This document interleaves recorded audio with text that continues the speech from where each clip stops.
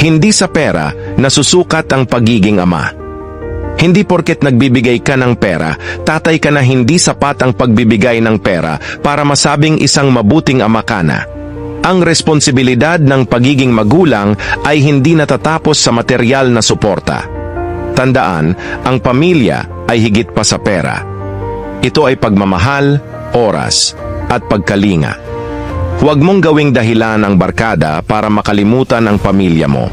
Kung sa kanila ay masaya ka, bakit sa bahay mo ipapasa ang iritasyon at galit? Hindi ba't mas dapat mong ipakita sa mga anak mo na andyan ka hindi lang bilang tagapagtaguyod, kundi bilang gabay, inspirasyon at kasama sa kanilang mga espesyal na araw?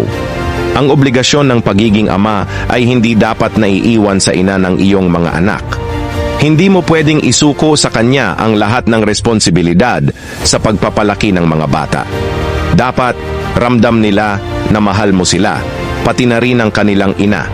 Ang seguridad ng pamilya ay nakasalalay sa pagmamahal at respeto na ipinapakita mo. Ang pagiging ama ay isang buhay na responsibilidad. Hindi ito natatapos sa pagbigay ng pera. Dapat kasama ang puso, isip at buong pagkatao mo. Kapag nagdesisyon kang bumuo ng pamilya, hindi na para sa iyo ang buhay mo, para na ito sa kanila. Kaya siguraduhin mong maipadama ang tunay na pagmamahal at malasakit sa kanila araw-araw.